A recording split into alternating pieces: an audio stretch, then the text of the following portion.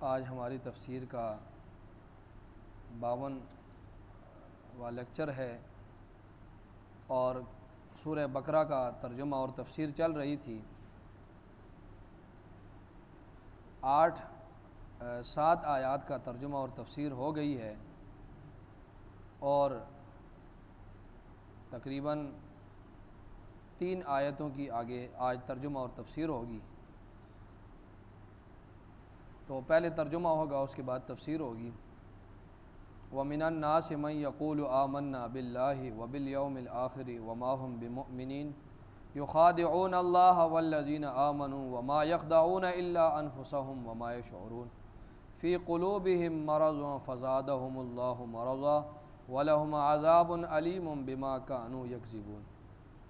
یہاں تک ترجمہ اور تفسیر ہوگی۔ پہلے ترجمہ سن لیں۔ وَمِنَ النَّاسِ مَن يَقُولُ آمَنَّا بِاللَّهِ۔ وَمِنَ النَّاسِ، واو کا مطلب اور، من کا مطلب سے، الناس ناس لوگوں کو کہتے ہیں، ناس کا مطلب لوگ، من جو، یقول کہتے ہیں، آمنا باللہ، آمنا ہم ایمان لائے، باللہ اللہ پر، وبالیوم الآخر آخرت کے دن پر، ہم ایمان لائے اللہ پر، وبالیوم الآخر، یوم کا مطلب دن اور آخر کا مطلب آخرت، اور ہم آخرت کے دن پر ایمان لائے۔ وما ہم بمؤمنین، وما اور نہیں ہے، ہم وہ، بمؤمنین ایمان لانے والے، وما اور نہیں، ہم وہ، بمؤمنین ایمان لانے والے۔ ومن الناس لوگوں میں سے بعض، یہ من تبعیضیہ ہے، بعض، ومن الناس لوگوں میں سے بعض، من وہ ہیں، یقول جو کہتے ہیں، آمنا باللہ ہم اللہ پر ایمان لائے، وبالیوم الآخر اور آخرت کے دن پر ایمان لے آئے، وما ہم بمؤمنین حالانکہ وہ ایمان لانے والے نہیں ہیں۔ یخادعون اللہ، یخادعون اللہ وہ دھوکہ دیتے ہیں اللہ کو، خدا مطلب دھوکہ دینا، یخادعون اللہ دھوکہ دیتے ہیں وہ اللہ کو، والذین آمنوا اور ان لوگوں کو جو ایمان لائے، والذین اور ان لوگوں کو جو ایمان لائے، وہ دھوکہ دیتے ہیں اللہ کو اور ان لوگوں کو جو ایمان لائے۔ وما یخدعون اور وہ دھوکہ نہیں دیتے، وما ما کا مطلب نہیں، وما یخدعون اور وہ دھوکہ نہیں دیتے، الا انفسہم مگر اپنے ہی نفسوں کو، مگر اپنے ہی جانوں کو وہ دھوکہ دے رہے ہیں۔ وما یشعرون اور انہیں شعور نہیں ہے، وما یشعرون اور انہیں احساس نہیں ہے، شعور نہیں ہے اس بات کا کہ وہ اللہ اور مومنین کو دھوکہ نہیں دے رہے، بلکہ وہ خود اپنے آپ کو دھوکہ دے رہے ہیں اور ان کو اس بات کا شعور تک نہیں ہے۔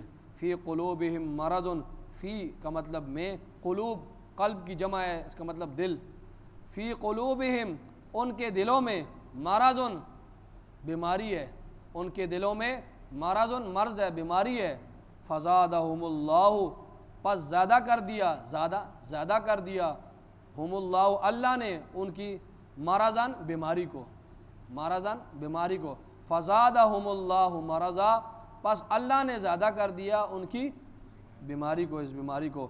وَلَهُمْ عَذَابٌ عَلِيمٌ وَلَهُمْ اور ان کے لیے عذاب عذاب ہے، علیم دردناک، بما کانوا یکذبون اس وجہ سے کہ وہ یکذبون جھوٹ بولتے ہیں، بما اس وجہ سے، اس سبب سے، کانو تھے وہ، یکذبون جھوٹ بولتے تھے، بما کانوا یکذبون اس سبب سے، اس وجہ سے کہ وہ کیا کرتے تھے، جھوٹ بولتے تھے۔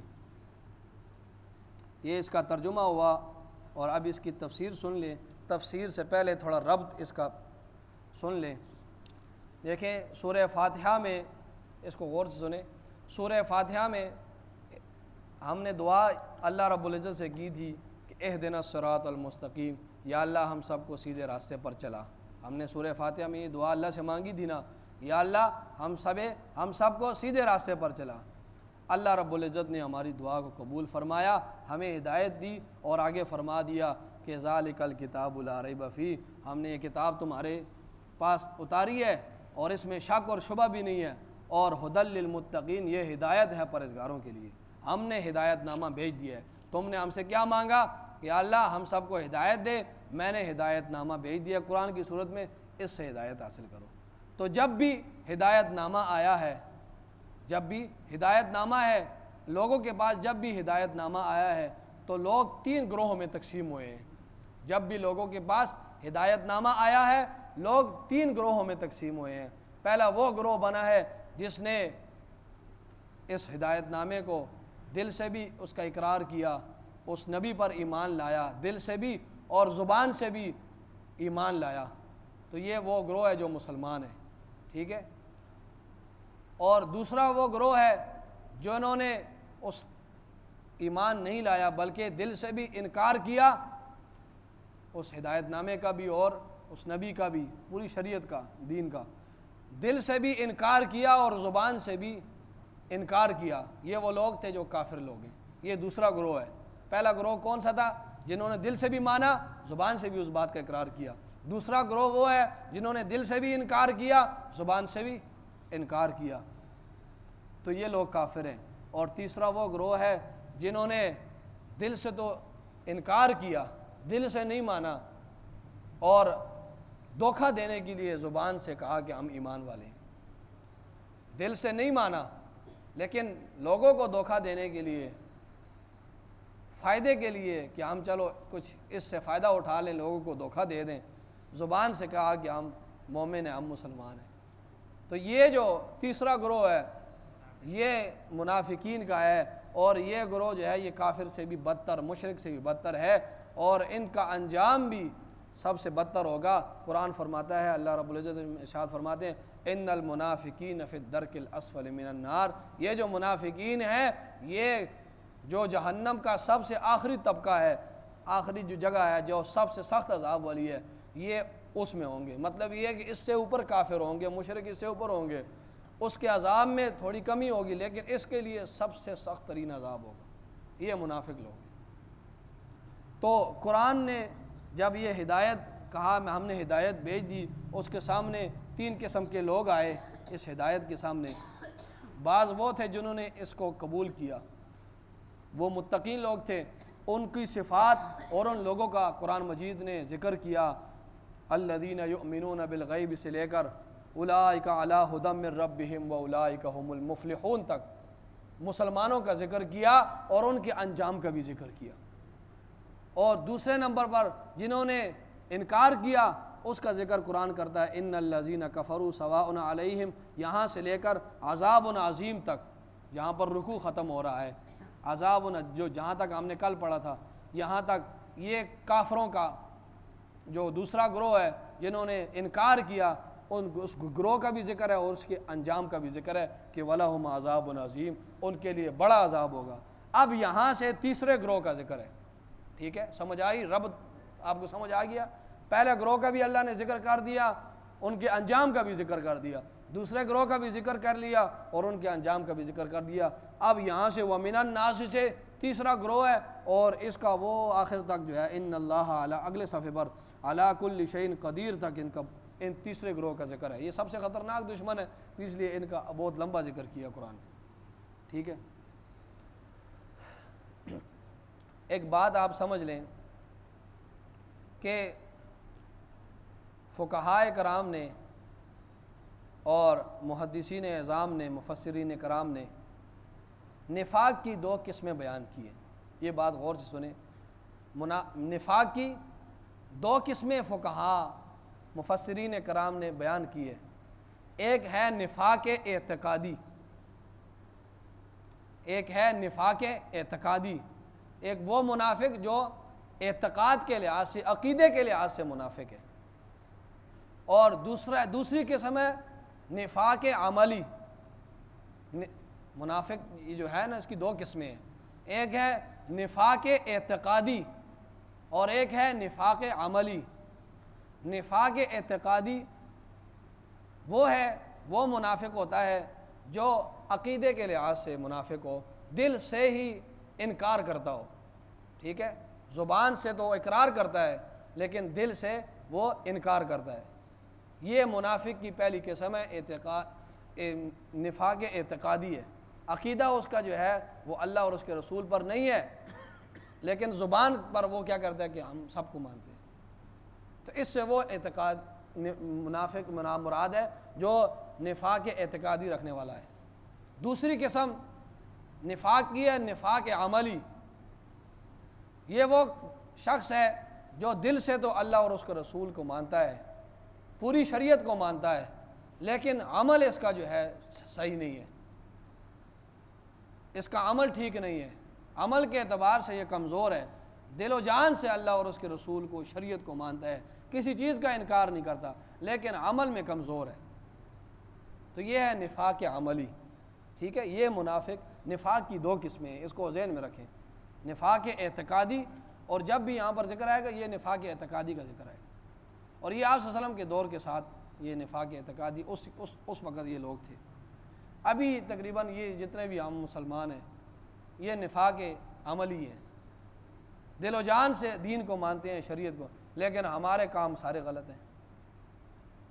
آپ صلی اللہ علیہ وسلم نے ارشاد فرمایا منافق کی 4 علامتیں ہیں، منافق کی 4 علامتیں، بخاری اور مسلم میں یہ حدیث ہے کہ 4 علامتیں منافق کی ہوتی ہیں، اور جس میں ایک پائی گئی وہ 1 درجے کا منافق ہے، جس میں 2 پائی گئی وہ 2 درجے کا منافق، جس میں 3 پائی گئی تیسری 3 علامتیں وہ 3 درجے کا منافق ہے، اور جس میں 4 علامتیں پائی گئی وہ 4 درجے کا منافق ہے۔ کانا منافقاً خالصاً، یہ خالص منافق ہے۔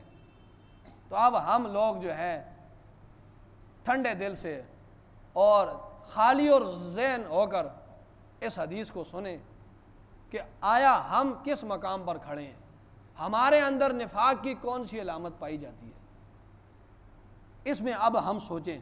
فرمایا پہلی علامت اذا حدث کذب، منافق عملی جب وہ بات کرے گا تو جھوٹ بولے گا، جب وہ بات کرے گا تو جھوٹ بولے گا۔ اب ہم خود اپنے گریبان میں سوچیں کہ ہم اس زمرے میں تو نہیں آ رہے، ہم نے کبھی زندگی میں جھوٹ تو نہیں بولا، اگر ہم نے جھوٹ بولا ہے تو ہم پہلے درجے کے منافق ہیں۔ ٹھیک ہے، 1 درجہ منافق کا ہمارے اندر بھی پایا جا رہا ہے، اور رسول اللہ صلی اللہ علیہ وسلم کی بات حق اور سچ ہے۔ اور جھوٹ کسے کہتے ہیں؟ ہر وہ بات جو واقعہ کے خلاف ہو، ہر وہ بات جو واقعہ کے خلاف ہو، شریعت اسے جھوٹ کہتی ہے۔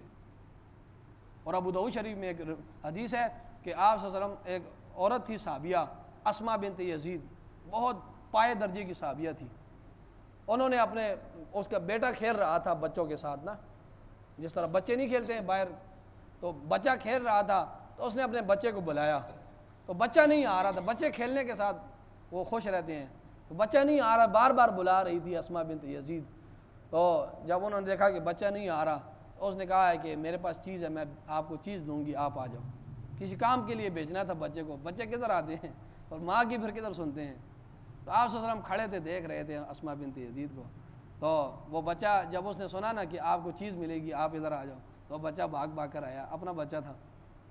تو آپ صلی اللہ علیہ وسلم کھڑے تھے، دیکھا، تو جب وہ قریب آیا تو آپ صلی اللہ علیہ وسلم نے اسماء سے فرمایا کہ اس کو ابھی چیز دو، اگر ابھی اس کو چیز نہیں دو گی نا تو یہ تمہارا جھوٹ لکھا جائے گا، تم ابھی اگر اس کو چیز نہیں دو گی، تم نے کہا تھا نا میں چیز دوں گی، اب اگر چیز نہیں دو گی تو یہ تمہارا جھوٹ اللہ کے ہاں لکھا جائے گا۔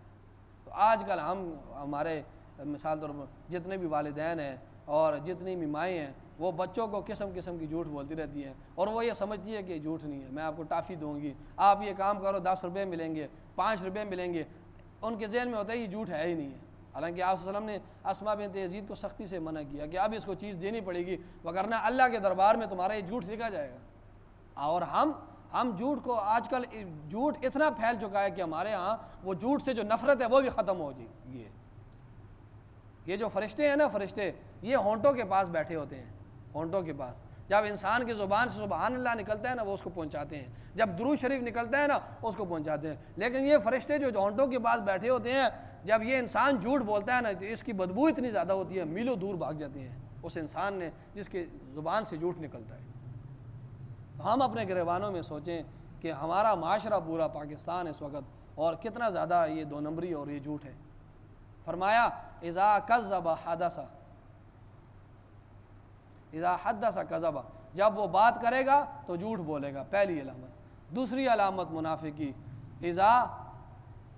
اذا وعد خلف، جب وعدہ کرے گا تو خلاف ورزی کرے گا۔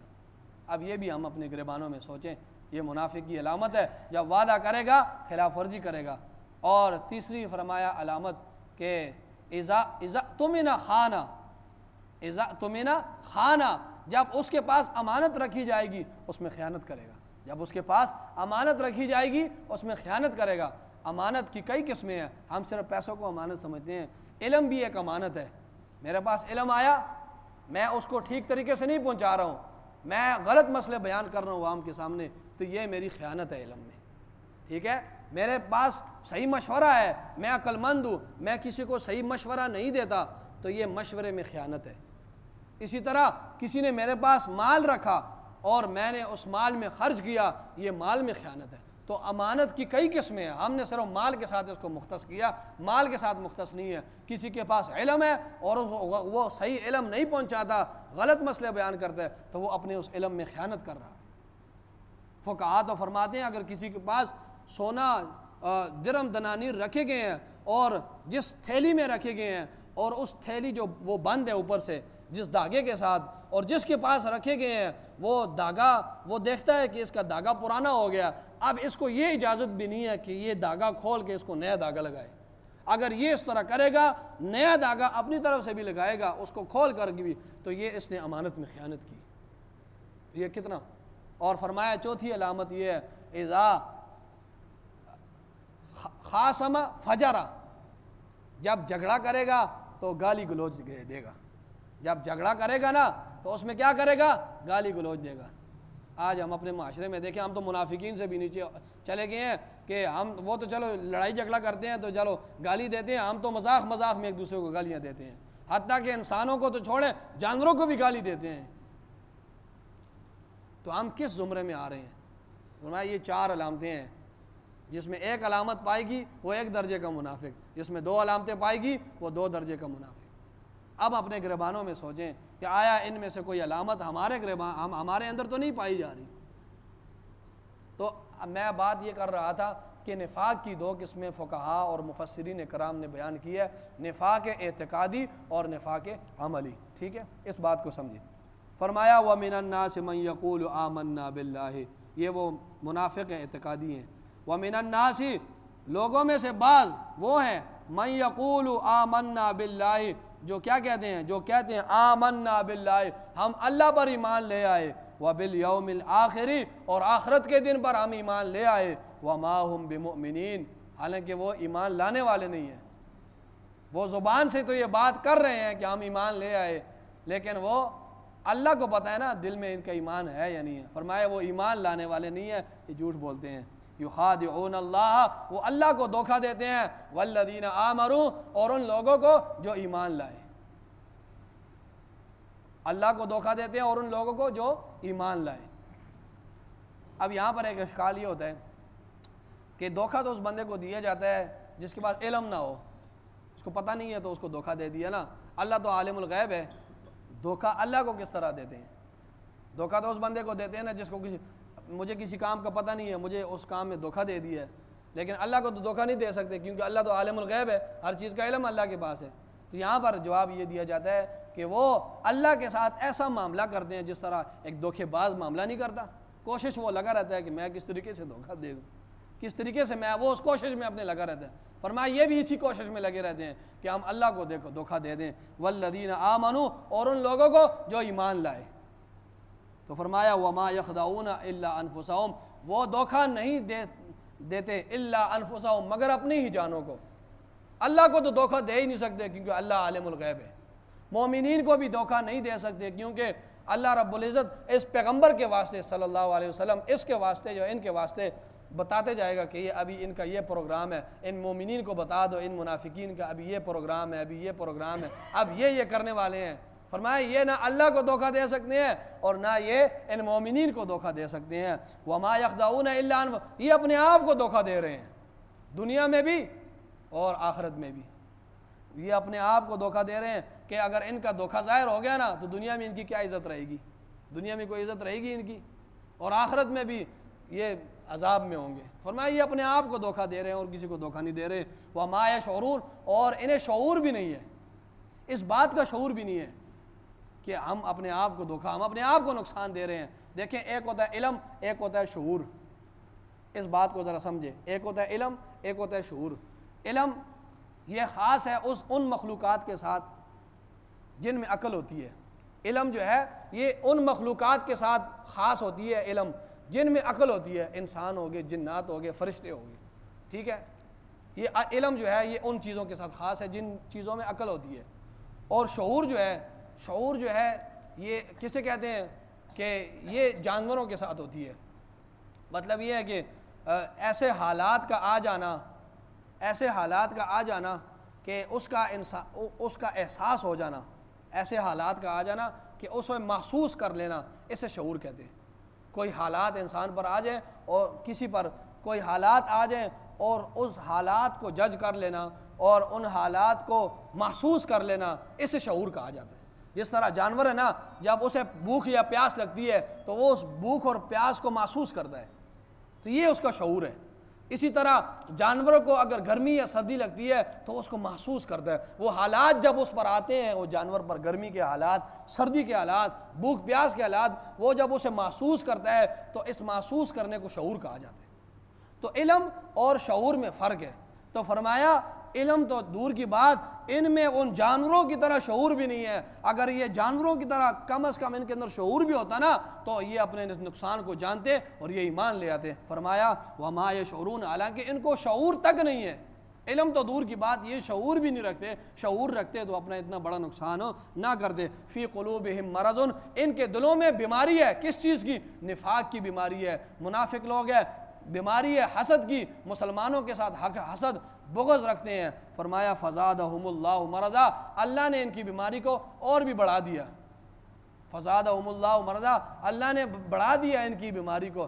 مطلب یہ ہے کہ یہ پہلے سے ان کے اندر حسد بغض کینہ ہے، پہلے سے ان کے اندر یہ چیزیں ہیں، لیکن جب یہ دیکھتے ہیں نا اسلام کی شان و شوکت بلند ہو رہی ہے، مسلمان ہر جنگ میں جیت رہے ہیں اور قرآن کا نزول ہو رہا ہے اور صحابہ کرام نیکیوں میں آگے بڑھ رہے ہیں، تو ان کو اور تکلیف ہوتی ہے۔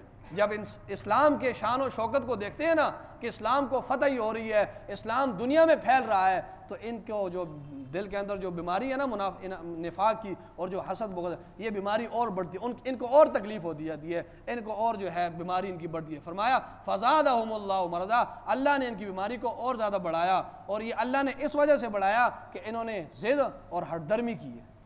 ٹھیک ہے، انہوں نے کیا کیا؟ ضد میں آئے، ہٹ درمی میں آئے، انہوں نے یہ کیا، اللہ نے ان کی بیماری کو اور زیادہ بڑھا دی نفاق کی۔ وَلَهُمْ عَذَابٌ عَلِيمٌ، ان کے لیے دردناک عذاب ہوگا، بِمَا كَانُوا يَكْذِبُونَ، بسبب اس کے یہ جھوٹ بولتے تھے، یہ زبان سے اور بات کرتے تھے، ان کے دل میں اور بات تھی۔ ٹھیک ہے، اس وجہ سے ان کے لیے کیا ہوگا؟ دردناک عذاب ہوگا۔ ہم ظالم نہیں ہیں، یہ جو ہم ان کو عذاب دے رہے ہیں یہ اس وجہ سے کہ یہ جھوٹ بولتے تھے، زبان سے اور بات کرتے تھے، دل میں ان کی اور بات ہوتی تھی۔ اللہ تعالیٰ ہم سب کو قرآن کی سمجھ عطا فرمائے، آمین۔